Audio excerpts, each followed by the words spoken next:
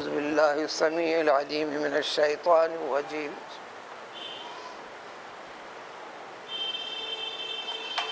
وَأَنِ احْكُم بَيْنَهُم بِمَا أَنزَلَ اللَّهُ وَلَا تَتَّبِعْ أَهْوَاءَهُمْ وَاحْذَرْهُمْ أَن يَفْتِنُوكَ عَن بَعْضِ مَا أَنزَلَ اللَّهُ إِلَيْكَ وَإِن تَوَلَّوْا فَاعْلَمْ أَنَّمَا يُرِيدُ اللَّهُ أَن يُصِيبَهُم بِبَعْضِ ذُنُوبِهِمْ وَإِنَّ كَثِيرًا مِّنَ النَّاسِ لَفَاسِقُونَ۔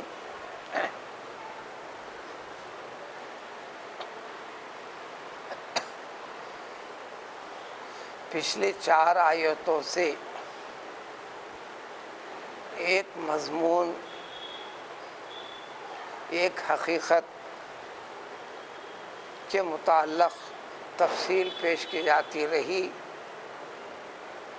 جس میں نمونے کے لیے سب سے پہلی حقیقت پیش کی گئی اللہ تعالیٰ کی مقدس کتاب تورات سے متعلق جن قوموں کے لیے اللہ تعالیٰ نے عطا فرمائی تھی، اس کتاب کی حفاظت کے لیے اللہ تعالیٰ نے انبیاء کرام علیہ السلام کو بڑی تعداد میں یکے بعد دیگرے بھیجتے رہے۔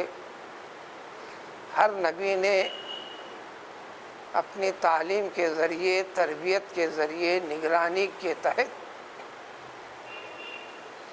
اچھی خاصی ایک بڑی جماعت بھی پیدا فرمائی، جو اللہ تعالیٰ کی مقدس کتاب تورات کی حفاظت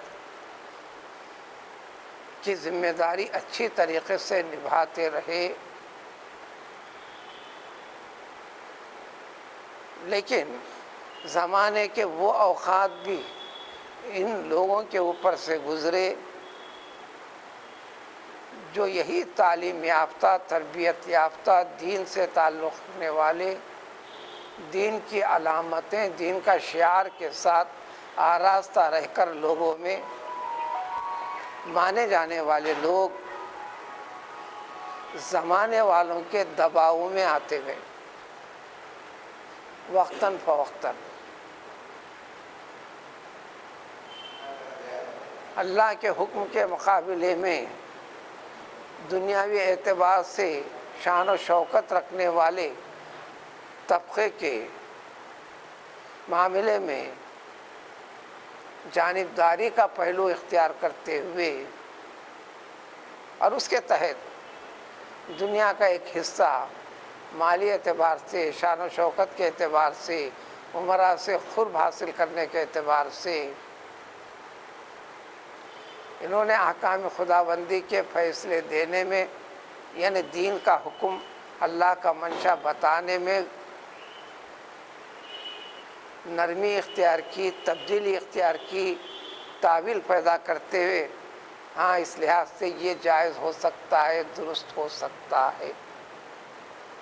اصل خرابیوں کی جڑ جتنے لوگ دین سے جڑے ہوئے ہیں اس میں درجہ بندی ہوئی، سب سے بڑے سے لے کر درجہ بدرجہ جس کو جتنا دین ہے۔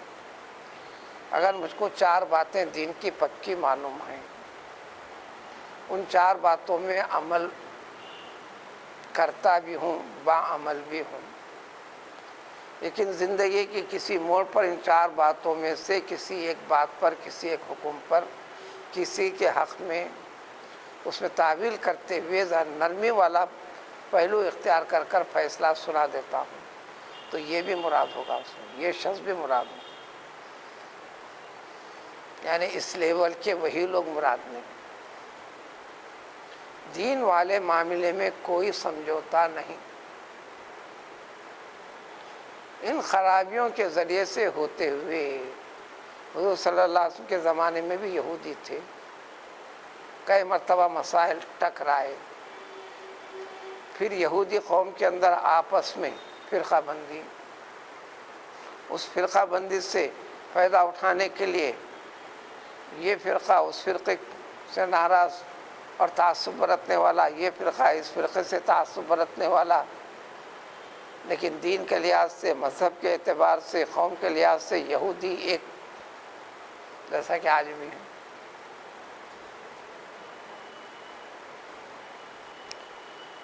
چلو نئے نبی کے ساتھ، نئے کلام پاک کے ساتھ بات وضاحت کر لیں۔ جب فیصلہ سنایا پیغمبر صلی اللہ علیہ وسلم نے، ایک قوم نے کہہ دیا جس کے موافق میں تھا سر آنکھوں پر ہم قبول کرتے ہیں، ایک قوم نے کہا جن کے خلاف میں پڑھتا تھا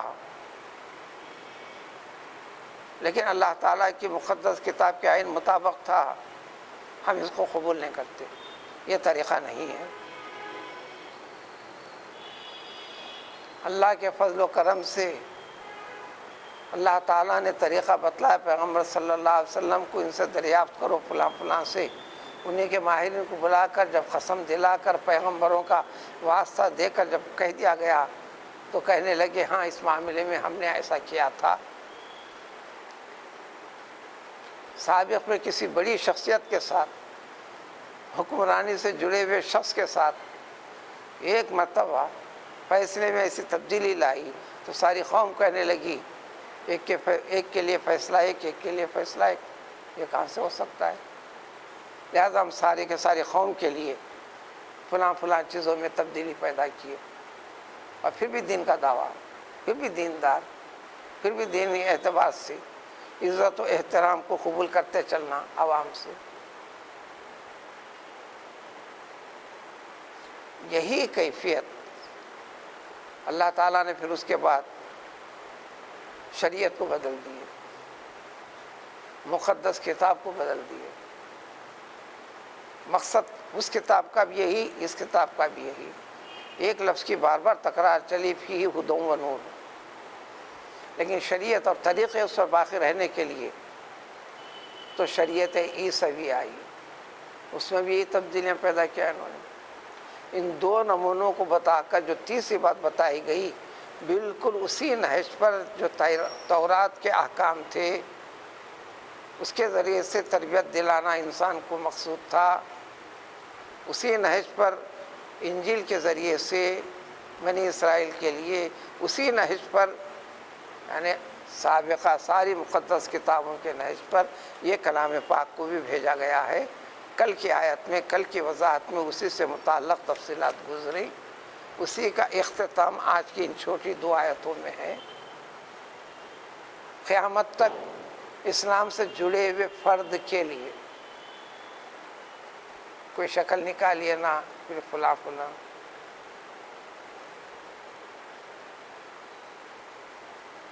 صرف 2 دن ہوئے، آج دوسرا دن ہے۔ بعد مغرب ایک شخص کی آمد ہوئی جو اس محلے کے اطراف و اقراف کا نہیں ہے، کہہ دیا کسی نے جا کے دریافت کر لو کیا مسئلہ، اب دین کو کیسے سمجھا اس نے؟ کھلے الفاظ میں کہا میں نے اپنے بیوی کو اپنے بیوی کے 2 بچوں کے روبرو بچوں سے یہ کہتے ہوئے کہ اے میرے بچوں تم بھی اچھی طرح سن لو، گواہ رہنا، میں تمہاری ماں کو طلاق طلاق طلاق 3 مرتبہ کہہ رہا ہوں اور کہہ دیا ہوں۔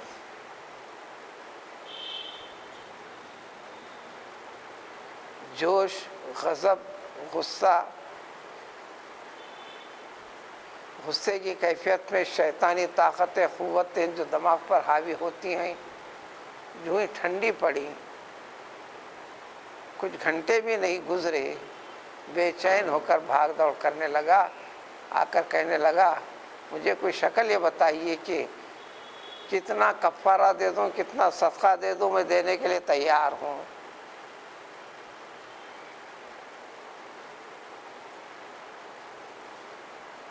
لیکن اس سے میرے بیوی نہ چھٹے، میرے بچوں کا خرابہ ہونے نہ پائے۔ دین سے متعلق انسان کا احساس اور شعور، میں نے کہا اب اس سلسلے میں آپ نے کام بڑا غلط کیا ہے، اب یہ فکر ہٹا دو صدقہ اور کفارے کی، ادھر ادھر بھاگ دوڑ کرنے کی ضرورت نہیں، سیدھا ذمہ دار حیدرآباد میں جو ادارے کہے ہیں باضابطہ نقل کی شکل میں، ریٹن لکھائی پڑھائی کی شکل میں اپنا مسئلہ پیش کرو، وضاحت لے لو۔ اب ان سے میں سن لیا، ان سے سن لیا، آپ الجھن میں رہ کر اپنے دین میں خرابی پیدا مت کرو، یہ کہہ کر ان کو روانہ کریں۔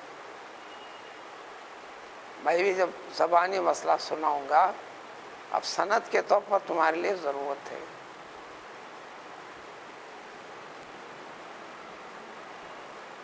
یہ تو ایک متوسط طبقے کا ایک عام آدمی تھا۔ اس قسم کے معاملات قوم کے اندر اثر و رسوخ رکھنے والی شخصیتیں آ جاتے ہیں مسائل کو لے کر۔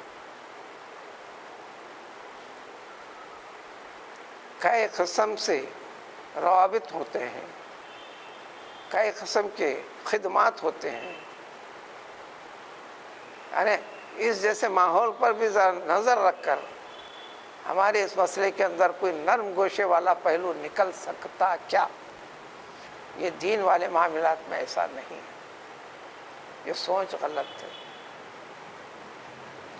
اور کبھی کبھی قومی اعتبار سے، اقوام کے اعتبار سے، کبھی کبھی ایک ملک دوسرے ملک کے اعتبار سے، جو آج کل سب سے زیادہ چل بھی رہا ہے، ہر ایک کی وضاحت تفصیل پیش کرنا چاہتا بھی نہیں۔ اس مسئلے کی حقیقت کو آج اس میں ہے، آج کی ان آیاتوں میں یہ مضمون کو اس پر ختم کرتے ہوئے تو اللہ تعالیٰ کا ارشاد ہے، اس امت کے افراد سے، اس امت کا سب سے پہلا بڑا حقیقی جس کو اللہ تعالیٰ نے قبول فرما لیا، جن کے قول کو قبول فرمایا، جن کے عمل کو قبول فرمایا، جس کی تعلیم دیا، تربیت دیا، اللہ تعالیٰ نے پیغمبر محمد صلی اللہ علیہ وآلہ وسلم۔ اس لیے ان سے راز خطاب کرتے ہوئے جس وقت قرآن نازل ہو رہا تھا اس وقت انہی سے ذکر کرنا تھا، اور اس ذکر کو قیامت تک کے لیے باقی رکھ کر امت مسلمہ سے، ان لوگوں سے جو مسلمان ہونے کا اپنے آپ کو فخر کرتے ہیں، اللہ نے نعمت نصیب فرمائی ہے، اسلام پر ہیں، اسلام پر باقی رہنا چاہتے ہیں، تو احکام خدا بندی میں کوئی سمجھوتا نہیں۔ اس جیسے حالات میں یہ فیصلے اگر تمہارے پاس ہوں، تمہاری اپنی قوم کیا ہیں، اگر ذرا دیر کے لیے اس میں مسئلہ نکلے گا، غیر قوم بھی اگر تمہارے پاس آتی ہے، تم سے اگر فیصلہ کروانا چاہتے ہیں، اس آیت کی حقیقت بہت بڑی ہے، فی زمانہ تو سب سے بڑی ہے، جس میں گھریلو معاملات کو بھی جو عدالتوں تک جاتے ہیں جو غیر اسلامی، ان کے لیے بھی سرزنش ہے۔ مسئلے کو حل کرو شرعی احکام کے تحت۔ کس قسم کی ضرورت اس کلام پاک میں اللہ تعالیٰ نے انسان کو نہیں دیا؟ کیا کسی چیز سے محروم رکھا ہے اللہ تعالیٰ؟ پہلے یہ سمجھو، نفس پرستی پر آ جاتا ہے انسان، میں بتاؤں گا، میں چکا کے رہوں گا، میں اس کو فائٹ کروں گا، میں اس کے ناک نیچے کر کے دکھاؤں گا۔ یہ شیطانی غلبہ رہتا ہے۔ اب ذری دیر کے لیے حقیقت کو مان کر اپنے آپ کو سر جھکا لینے پر، محاورہ ہے سر جھکا لینا یعنی قبول کر لینا، کس کے سامنے جھکایا؟ آپ کے اپنے مسئلے کو حل کرنے کے لیے، آپ کے اپنوں کے لیے کیا، غیروں کے لیے نہیں کیا، ساری دنیا کے انسانوں کے روبرو نہیں، سارے معاشرے کے روبرو نہیں، لیکن ایمان کی حفاظت کے لیے۔ اس لیے اللہ کا حکم ان احکم بینہم، فیصلہ بطریق فرض اللہ نے جاری فرمایا، آپ فیصلہ کریں گے ایسے لوگوں کے درمیان میں جو مسائل آئیں گے، مسائل کا حل اللہ نے پیش فرمایا۔ یعنی بنیاد کس کو بنائیں گے؟ یعنی تمہارے مسئلے کی حل کی بیس بنیاد صرف یہ ہو ما انزل اللہ، اللہ نے جو بتایا ہے طریقہ۔ اب وہ جھگڑا کسی شخص کا ہوگا، کسی پارٹی کا ہوگا، یہ ہوگا، چند لوگوں کا ہوتا، لوگ بتا دے، ہو گیا، زندگی چلی۔ لیکن سب سے بڑی بڑی بڑی ذمہ داری یہ مسئلہ بتانے والے پر ہے، فیصلہ جاری کرنے والے پر ہے، کیونکہ اس کی ایک خرابی معاشرے کے کئی نسلوں تک، کئی افراد تک وہ خرابی کی جڑیں پھیلیں گی۔ دین اسلام کے استحکام کے اندر ضعف، کمزوری پیدا کرنے کا ذریعہ بنے گا۔ جیسے گناہ کو اسی پارے میں ابھی 2 رکوع پہلے خبر کیا پیش کیا گیا، من اجل ذالک کتبنا علی بنی اسرائیل انہ من قتل نفسا بغیر نفس کے ذریعے ایک گناہ کا ذکر کر کر، اس جیسا گناہ ایک شخص کرتا ہے تو گناہ ایک نہیں ہوا، ایک فرد کے ساتھ نہیں ہوا، اب اس کے بعد تا قیامت یہ غلط روش جب تک چلے گی اس کے اندر شمار ہے۔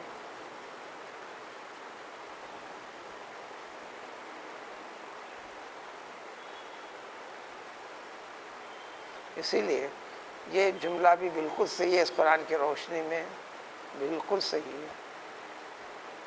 اللہ تعالیٰ نے دین کو بہت بہت آسان بنایا۔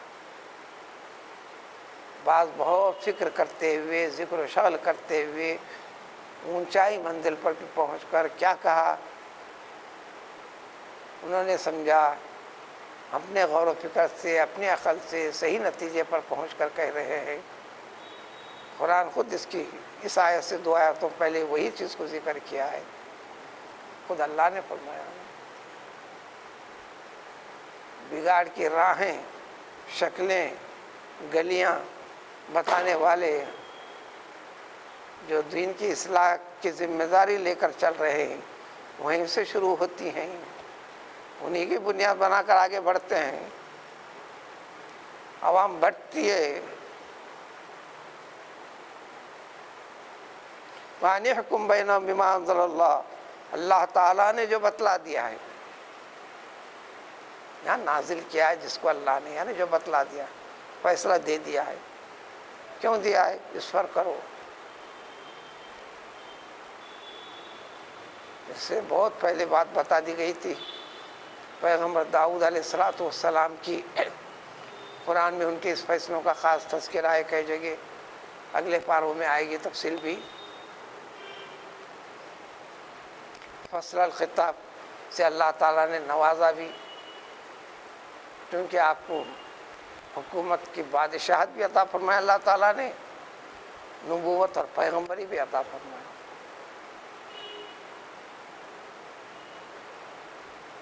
ان کے اس زمانے کے پیغمبر بھی تھے، صاحب کتاب تھے، اللہ کی مقدس کتاب زبور نازل فرمایا تھا، اور اس زمانے کی ساری انہوں جس قوم کے، جتنے قوم کے تھے پیغمبر، اس پوری کے پوری قوم کے سپریم کورٹ کے سپریم جج بھی تھے۔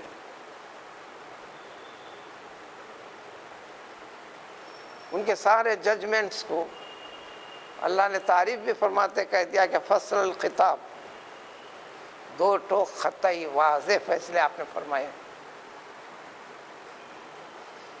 یہاں بات بتانے کی ہے، اس کے باوجود ایک مرتبہ اللہ تعالیٰ سے یہ ضد کر بیٹھے آپ،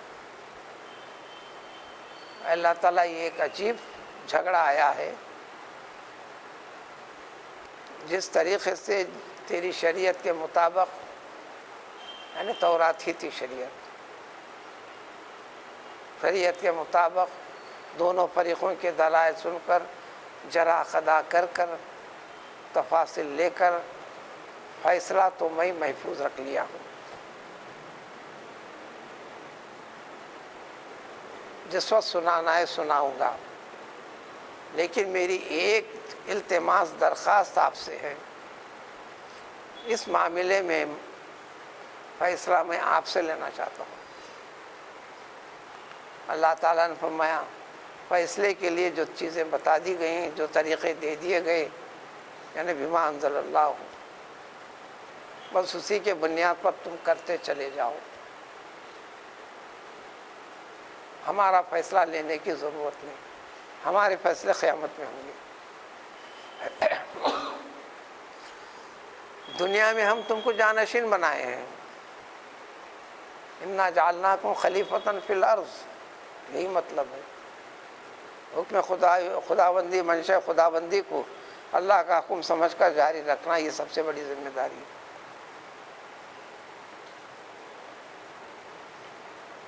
انہوں نے ضد فرمائی، نہیں ایک فیصلہ میں آپ سے سننا چاہتا ہوں، تاکہ تمام فیصلے جو ہوتے چل رہے ہیں، یہ اللہ نے فرمایا کہ اسی بنیاد پہ کر دو۔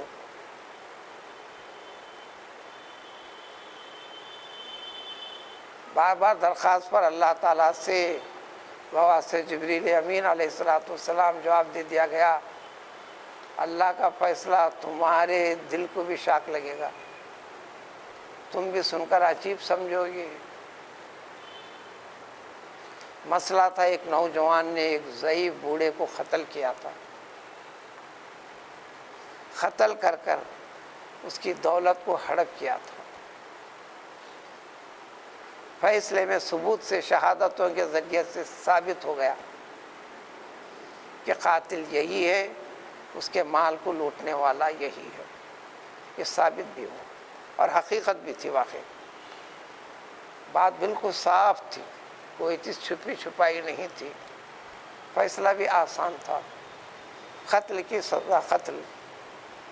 اب وہ بوڑھے کو قتل کر دینا، لیا گیا مال واپس کر دینا، فیصلے میں ذرا بھی جھول بھی نہیں تھی۔ جب اللہ سے فیصلہ لینا چاہے تو اللہ نے فرمایا اس نوجوان میں اس ضعیف کو جو قتل کیا وہ حق ہے، جو مال لوٹا وہ حق ہے، اس نوجوان کو بری کر دو۔ سن کر خاموش بیٹھنا تھا، چونکہ دلائل سے، اللہ کی کتاب کی دلائل کی بنیاد پر فیصلے ہوئے۔ فوراً پوچھے کہ ایسا کیسا ہو سکتا ہے رب؟ تو اللہ نے فرمایا کہ اسی لیے تو ہم نے کہا کہ آپ اسی کے بنیاد پر فیصلے کرتے جاؤ، حقائق کا پیچھا تم کیوں کرتے ہو؟ لیکن اطمینان میں چاہتا ہوں، ہم بھی آپ کو اطمینان پیدا کرواتے ہیں۔ تو اللہ نے فرمایا حقیقت یہ ہے، یہ جو ضعیف بوڑھا شخص تھا اپنی جوانی میں بہت پہلے اس نوجوان کے باپ کو قتل کیا تھا، کوئی شہادت نہیں ملی، سارے دلائل ثبوت مخفی رکھے گئے تھے، اس ہوشیاری کا استعمال کیا، قاتل پکڑا نہیں گیا، لوگوں کے سامنے آیا نہیں، اور اس نے دولت جمع کر کر جو آج زندگی میں آگے بڑھا ہے، یہ اسی نوجوان کے باپ کی ہی دولت تھی۔ اس طریقے سے فیصلے میں اس نوجوان کا قتل اس ضعیف کو حق ہے، اس کا مال جو لیا اسی کے باپ کا مال ہے، اس کا مال نہیں ہے۔ سلسلہ کہاں سے؟ پیچھے کی زندگی سے۔ یہ ساری چیزیں اللہ تعالیٰ سے چھپی بھی نہیں ہیں۔ اب ایسے بیسیوں مسائل ہیں، ایک مسئلہ نہیں، بیسیوں غلط سرد طریقوں سے باپ کما کر، جاگیر بنا کر، جائیداد بنا کر اولاد کو وراثت مرنے کے بعد آسانی سے لے لیتے ہیں۔ کیا اولاد نے کبھی غور کیا؟ کیا طریقے اقتصاب، مال جمع کرنے کے طریقے ان کی زندگی صاف رہنے کے جیسی تھی؟ بیسیوں کی زندگی مشہور و معروف ہے، پوری زندگی میں ایسے کمالات کیے، دنیاوی کمالات، لوگوں کے حقوق مارے، غلط دلائل کے ذریعے سے مقدمے داخل کر کر غلط طریقے سے جیتے بھی، اور پھر جمع کرنے کے بعد اولاد کے حوالے وراثت کی شکل میں گئے۔ وراثت میں لینے والے نے کیا کبھی غور کیا؟ کیا صحیح طریقے سے مستقمال آیا ہے؟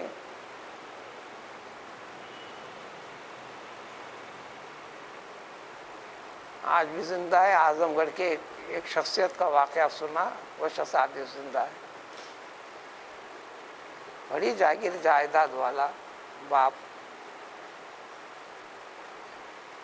پوری زندگی لوگوں سے مقدمات لڑتے رہا، مقدمات والی زندگی۔ اس کا بیٹا ایک اکلوتا، اتفاق سے نام بھی اس کا صالح، اللہ تعالیٰ نے اسم مسمہ بھی بنا دیا۔ باپ کا انتقال ہوا تو بے حد و حساب دولت، نہ بہنیں اس کے ساتھ کچھ نہیں، اکیلا بیٹا، لیکن اپنے والد کو جو ایصال ثواب پہنچانے کا طریقہ اس نے سوچا۔ جتنے مقدمے لڑ رہے تھے، جتنے اختلافی پارٹیاں تھیں، ان تمام کو جمع کر مسئلہ سنا۔ عدالت کے فیصلے کی ضرورت نہیں، 20ویں عدالت میں انسان جیتنا ضروری نہیں۔ جس نے اپنے اپنے حق کا اظہار کیا، سارے کے سارے یہ آپ کا حق لے لو، یہ آپ کا حق لے لو، یہ آپ کا حق لے لو، تمام جھگڑے والوں کو تمام کو باپ نے جمع کیا تھا بیٹے کے لیے۔ بیٹے کو ملا بھی رسمی یعنی قانونی طریقے سے۔ انہیں بولا اس قسم کی دولت رکھ کر زندگی کے اندر نفرتوں کو میں بڑھاوا دینا نہیں چاہتا، سب ختم کر۔ اب دوسرے شرعی اعتبار سے حقیقی ایصال ثواب اس نے کیا باپ، کیونکہ مالی پکڑ اللہ تعالیٰ کے پاس سب سے بڑی پکڑ ہے بندے کے بعد۔ اور جب فیصلوں کی بات آتی ہے، وَلَا تَتَّبِعْ أَهْوَاءَهُمْ، ان کے مرضیوں کی، ان کے خواہشات کی، ان کے رائے کی، اس کے بہاؤ میں نہیں بہنا۔ چیز یہاں پر آئی ہے، اسی پارے میں 2 رکوع پیچھے گزری ہے۔ بات فیصلہ کرتے وقت فیصلہ کرنے والے کے خلاف بھی پڑتی کیا نہ ہو، اللہ کے فیصلے کو سنا دو۔ اپنے والد محترم کے خلاف بھی پڑتی ہو تو فیصلہ دے دو والد محترم کے خلاف، لیکن اللہ تعالیٰ کے حق کے موافق۔ عزیز و اقارب کے خلاف پڑتی کیوں نہ ہو، فیصلہ دے دو عزیز و اقارب کے خلاف، لیکن اللہ کے حکم کے مطابق۔ سیرت النبی میں، صحابہ کی زندگی میں حضرت سعد بن معاذ رضی اللہ تعالیٰ عنہ کا سب سے بڑا اس سلسلے میں نمونے کے طور پر تذکرہ احادیث میں ملے گا، قرآنی تفاسیر میں کئی آیتوں کے تحت ملے گا۔ انہوں نے اپنے قبیلے جس کے اندر قریب سے قریب عزیز و اقارب بھی تھے، یہودی قبیلے سے تعلق رکھتے تھے، اسلام میں جب داخل ہوتے تب پکا ہوا قبیلے بنو نذیر، جس کو نذیر اس لفظ سے سنیں گے۔ اللہ نے حکم بنایا، فیصلہ جو جاری فرمایا، جتنے مرد ہیں ہمارے قبیلے کے، اس قبیلے کے، سب کو قتل کر دیا جائے۔ اچھی خاصی بڑی تعداد تھی آپ کے خاندانی افراد کے بھی، جتنے عورتیں ہیں تمام کو باندی بنا لیا جائے۔ اور اس فیصلے کے بعد اسی کے درمیان ان کی دماغ کی رگ بھی پھٹی تھی، اسی کیفیت میں پکڑ کر دعا کرتے فیصلہ بھی فرمائے تھے۔ حضور صلی اللہ علیہ وسلم نے فرمایا، آج تک اللہ تعالیٰ کی جانب سے فرشتوں کی اتنی بڑی جماعت کسی نیک صالح بندے کے جنازے میں شریک ہو، ایسا کبھی نہیں ہوا۔ یعنی اس سے یہ بھی نیک صالح بندوں کے جنازے میں اللہ کے فرشتے بھی آتے ہیں۔ قرآن آیات میں بھی فما بکت علیہم السماء والارض، سورہ دخان میں ملے گا۔ ایک قوم کو نحوست کے بنیاد کے اوپر ہلاک و برباد کر دیا گیا تو اللہ نے فرمایا نہ آسمان والوں کو ان کے اوپر ترس آیا وہ بھی نہیں روئے، نہ زمین والوں کو ترس آیا ان کے اوپر ترس نہیں کھائے۔ کون ہے آسمان والے؟ اللہ کے فرشتے، اللہ کے فرشتے۔ مرے مرنے دو، تھے ایسے اسی کے لائق۔ تو اللہ نے فرمایا نہ ان کے پر ترس کھانے والا، یعنی ان کی دعا کرنے کے لیے، ترس کھانے کے لیے نہ کوئی آسمان والا آگے بڑھا، نہ زمین والا آگے بڑھا۔ حضور صلی اللہ علیہ وسلم فرمایا کوئی 70,000 فرشتے ان کے جنازے میں شریک ہوئے، جبریل امین علیہ الصلوۃ والسلام فلاں فلاں قسم کے شملے کے اندر امامہ پہن کر آئے تھے، اور ان کی موت پر عرش الرحمن، اہتز عرش الرحمن کے الفاظ ہیں، اللہ تعالیٰ کا عرش عظیم بھی حرکت میں آیا۔ یہ فرمایا اتنے نیک صالح بندے تھے، اس کے باوجود بھی خبر اپنا کام برابر کی، خبر کے ضغطے سے جو مردے کو بھیجتی ہے، دباتی ہے، اس سے یہ بھی نہیں بچ سکے۔ اگر کوئی بچ سکتے تھے، یہ سعد بن معاذ سے محفوظ رہ سکتے تھے، مگر یہ بھی نہیں بچے۔ اس منزل سے گزرنا پڑے گا ہر مردے کو۔ طریقوں کی شکل ہوں گی الگ الگ۔ نمونے کم و بیش سارے صحابہ کی زندگی اس میں ہے، لیکن ایک نمونہ جو سب سے زیادہ ان کا، حضرت سعد کا مثالوں میں سر فہرست، ٹاپ آف دی لسٹ میں آتا ہے۔ وَلَا تَتَّبِعْ أَهْوَاءَهُمْ، ان کی مرضیوں کی، ان کے خواہشوں کی طرفداری کا پہلو سامنے لائے بغیر فیصلہ کریں گے آپ۔ مزید فرمایا کہ ایسا فیصلے کروانے میں حالات بناتے ہیں لوگ، زمانہ بناتا ہے، وَاحْذَرْهُمْ، ہوشیار رہنا، خوف رکھنا، کہیں آپ کو احکام خداوندی کے خلاف میں فیصلہ کرنے میں کئی فتنے میں ڈال دیں گی۔ وضاحت کے لیے جیسا روایت حدیث سے اس آیت کے تحت ملتی ہیں کہ انہوں نے کیا کیا، عقل و دماغ کے ماہرین یہودی، یہ آپس میں بیٹھ کر اتفاق کیے کسی طریقے سے ان کو ایک جھانسا دیں گے۔ ہیں پیغمبر محمد صلی اللہ علیہ وسلم، ہیں پیغمبر، پیغمبر ہیں تو کیا بشر ہی تو ہیں نا، پیغمبر کے ساتھ بشر بھی تو ہے نا،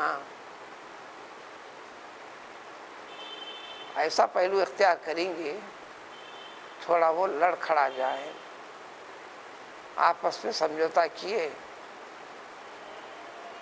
ماہرین تورات کے بھی ماہرین، اپنے قوم کے مقتدا اور رہنما سمجھے جانے والوں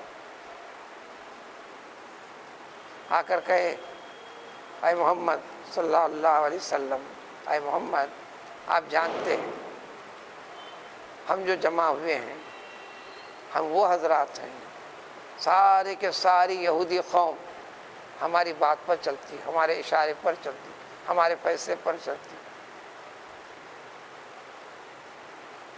لیکن ہم میں اب بعض تعصب کی شکلیں پیدا ہو گئی۔ فلاں فیصلے کے لیے ہم آپ کو لے کر چلتے ہیں، ہمارے بیچ میں فلاں جھگڑے میں آپ فیصلہ فرمائیے، لیکن ذہن میں رکھیے، آپ اس سے پہلے بتایا اگر ہم آپ پر ایمان لا لیں، یہ جتنے حضرات شریک ہیں، ہمارا مقام مرتبہ قوم میں اتنا ہے،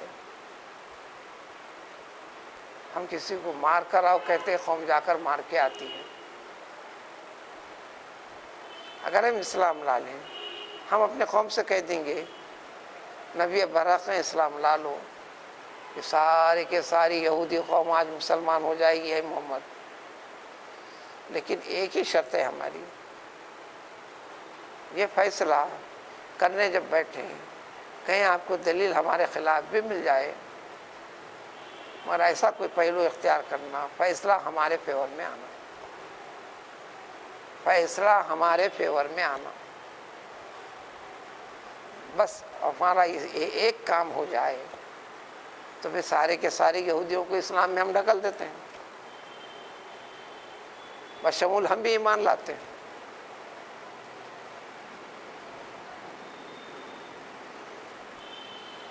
اللہ تعالیٰ نے باخبر بھی کیا، حضور صلی اللہ علیہ وسلم کہ آپ کے فیور میں فیصلہ یہ شرط مقبول نہیں، فیصلہ اگر خلاف آتا ہے تو تمہارے خلاف میں دیا جائے گا، اللہ کے حکم کے عین مطابق دیا جائے گا۔ اس کو بنیاد بنا کر قیامت تک کے لیے مسلمانوں کے لیے بھی اور حکماء کے لیے، عمرا کے لیے خاص طور پر خطاب ہے۔ قانون اسلام سے جڑے ہوئے افراد کے لیے قانون اسلام کی شکلیں، چاہے کورٹ کی شکل ہو یا شرعی عدالت کی شکل ہو یا فتوی نویسی کی شکل ہو یا دینی نقطہ نظر سے بات بتانے والی کی شکل ہو، اللہ نے فرمایا خبردار رہنا دو، یہ لوگ ایسا کرتے ہیں، یہ لوگ ایسا کرتے ہیں۔ کئی سال پہلے، تو بھی 30-35 سال پرانی بات ہے، جامعہ نظامیہ سے ایک فتویٰ طلب کیا گیا میاں بیوی کا، بیوی کی طرف سے فیصلہ فتویٰ آیا، میرے شوہر کا عطا پتہ نہیں ہے، فلاں فلاں، اتنے سال ہو گئے، فلاں فلاں، کیا کیا جائے؟ جو مسئلہ تھا فتوے کے مطابق فیصلہ جاری کر دیا گیا، اس کو بنیاد بنا کر رکھا، اس نے دوسری شادی کر لی۔ فتویٰ حقیقت کو چھپا کر دریافت کیا تھا، اس نے حقائق کو ظاہر نہیں کیا تھا۔ فتویٰ جو طلب کیا گیا جس بنیاد پر، وہ صحیح تھا، اسی کے مطابق فیصلہ تھا، لیکن حقیقت جو تھی، جو چھپا کر رکھا تھا اس عورت نے، ہندوستان پاکستان کی تقسیم کے دوران میں اس کا شوہر پاکستان منتقل ہو گیا تھا، ایسے ذرائع اسباب اختیار کرتے ہوئے نان نفقہ برابر پابندی سے اس کی بیوی تک پہنچنے کے انتظامات کیا کرتا تھا، رابطے میں تھا، یہ فائدہ اٹھاتے رہی۔ اس قسم کا فتویٰ لے کر دوسری شادی کر دوسرے شوہر کے ساتھ زندگی گزارتے رہی۔ طویل زمانے کے بعد، کافی کوششوں کے بعد، شوہر اول، حقیقی شوہر ہندوستان جب آیا، گھر پہنچا تو بیوی کسی اور کی ہے، شوہر کوئی اور ہے۔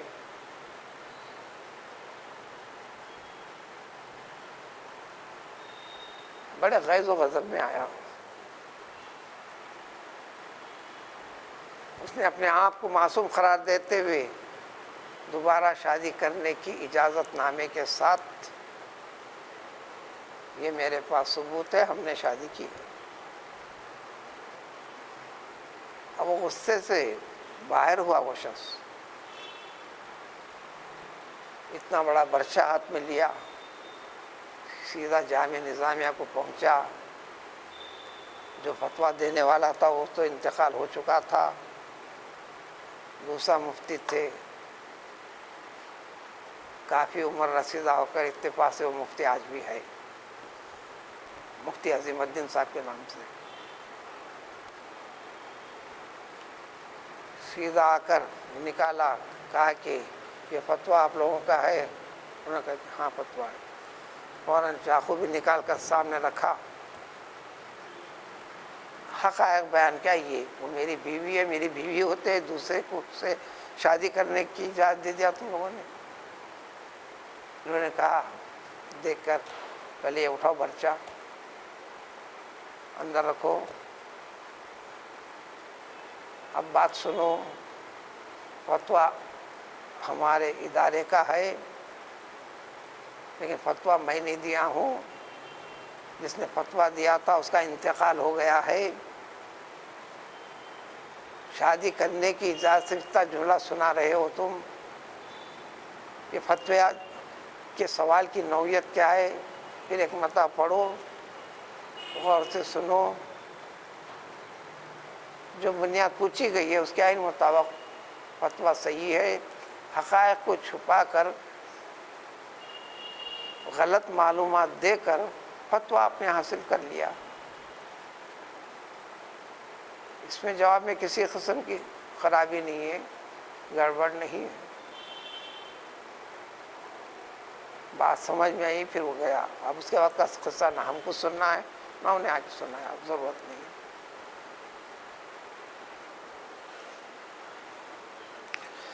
تو اللہ تعالیٰ کا حکم ہے کہ خبردار رہنا۔ یہ قومیں، پارٹیاں، افراد حالات ایسے بناتے ہیں، مجبور کرتے ہیں، عملی طور پر کلام پاک کا کوئی ایک حکم بھی خلاف ہو جائے، نمونے بہت سے ہیں۔ کیا کرو گے؟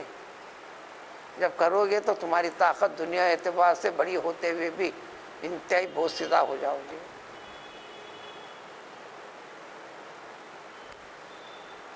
فَإِن تَوَلَّوْا، اگر یہ فیصلہ قبول نہ کرتے ہیں، منہ موڑ کر چلے جاتے ہیں، تو فیصلہ دینے والوں کو، ایمان پر رہنے والوں کو بتایا تو اچھی طرح ذہن نشین کر لو کہ ایسا کرنے والے لوگ، ان کے ساتھ جو اللہ تعالیٰ فرمانے والے ہیں، انہیں انکار اس لیے کیا ہے، غلط چیز پر ٹکا ہوا کیوں ہے؟ اس کا مطلب یہ ہے کہ اللہ تعالیٰ ان کی اس غلط حرکت سے، ایسے گناہ کی وجہ سے، یہ گناہ ہے، نافرمانی ہے، ان کو عذاب دنیا کی زندگی میں بھی ان کو مسائل میں مبتلا کرے گا، جو شکلیں ان کی پریشانی کی، مصائب کی، عذاب کی، اور آخرت میں بھی یہ بچ نہیں پائیں گے۔ یہ قانون ہے، لیکن عمومی طور پر ہوتا کیا ہے، لوگوں کا نظریہ کیا ہے؟ اللہ نے فرمایا وَإِنَّ كَثِيرًا مِنَ النَّاسِ لَفَاسِقُونَ، لیکن افراد کی، لوگوں کی سب سے بڑی تعداد فاسقوں کی ہے، یعنی حکم کے خلاف کرنے والوں کی، حکم کو قبول نہ کرنے والوں کی، یعنی کم بخت لوگ ہی کی تعداد بڑی ہے۔ یہ تعداد بڑی ہے کر اس بہاؤ میں تم بہہ جائیں گے۔ اس جیسے عمل کو زمانے جاہلیت ہے کیا؟ انسانی اخلاق کو پار کرنے کا نام جاہل ہے۔ اسلام کے آنے کے وقت پر جو طرز اور فکر انسان کا تھا وہ غیر اصولی، حیوانی، اپنے ذہنوں کے اوپر تھا، احکام خداوندی پر نہیں تھا، لہذا اس کے عمل کو پورے کے پورے ہر حرکت کو زمانے جاہلیت کا نام دیا گیا۔ اب اس روشنی میں غور کریں گے موجودہ زمانے میں، تو یہ زمانے جاہلیت، ایسے عمل جا ہوتے ہیں، یہ زمانے جاہلیت ہے۔ لوگ ایسا ہی چاہتے ہیں کروانا فیصلہ، تو اللہ فرماتے ہیں اب حکم الجاہلیت یبغون، یہ جاہلی فیصلے کو یہ لوگ چاہتے ہیں۔ کیا یہ چاہتے ہیں؟ ہدایت اور نور کی بنیاد پر جو فیصلے ہیں، فیصلے خداوندی کو پسند کیوں نہیں کرتے؟ جب یہ کرتے ہیں تو یہ اللہ تعالیٰ کی طرف سے وبال کے، سزا کے، دنیا کے اندر بھی مستحق ہیں، آخرت میں بھی رہیں گے۔ بس یہ جملہ کہہ کر ایمان کی حقیقت، ایمان کی روح اگر ہے، وَمَنْ أَحْسَنُ مِنَ اللَّهِ حُكْمًا لِقَوْمٍ يُوقِنُونَ، فیصلے خداوندی اللہ کے کلام پر یقین رکھو۔ اگر یقین رکھنے والے کے لیے فیصلے کے اعتبار سے اللہ تعالیٰ سے بڑھ کر اور کون سا فیصلہ اچھا ہو سکتا ہے؟ ظاہری طور پر کسی کا لیا ہوا لوٹا ہوا مال لوٹانا پڑ رہا، یہ برا دکھ رہا، لوٹانا اچھا ہے، برا نہیں ہے، دنیا میں خیر و برکت کے لیے، آخرت میں ہمیشہ کے لیے جنت میں جانے کے لیے۔ فیصلے خداوندی کو ماننے پر جان دینا پڑ رہا ہے، یہ فیصلہ سب سے اچھا اور بہتر ہے۔ دنیا میں امن و امان اور سکون، سزا بھگتنے پر دنیا میں بھی خیر و برکت، آخرت میں ہمیشہ کے لیے دوامی زندگی، فضل و رحمت کے سائے میں رہنے کا ذریعہ بنے گا۔ تو لہذا فیصلہ خداوندی سے بڑھ کر کوئی فیصلہ اس سے اچھا ہو ہی نہیں سکتا۔ سارے مومن تو دوسرے کے فیصلے کو ترجیح کیوں دیتا ہے؟ ادھر لوٹتا کیوں ہے؟ یہ انتہائی اختصار کے ساتھ ان دو آیتوں کا ترجمہ خلاصہ ہے، چونکہ یہ قانونی بحث قانون اسلام سے اور اس مسئلے میں کم و بیش چھوٹے سے چھوٹا فرد بھی، معاشرے میں کہلانے والا چھوٹا فرد بھی، غریب فرد بھی، امیر فرد بھی، متوسط فرد بھی اسی معاملات کے اندر شریعت احکام کے ساتھ جڑا ہوا ہے، جس کو فیصلوں کے لیے، معلومات کے لیے وہ بھاگ دوڑ کرتا ہے۔ تائید ہے فیصلہ دینے والے کے لیے بھی، فیصلہ حاصل کرنے والے کے لیے بھی، فیصلے خداوندی کے تحت اپنے آپ کو تابع کر دے، یہ چیز تیرے لیے خیر و برکت کا ذریعہ بنے۔ سبحان اللہ بحمدہ، سبحان اللہ۔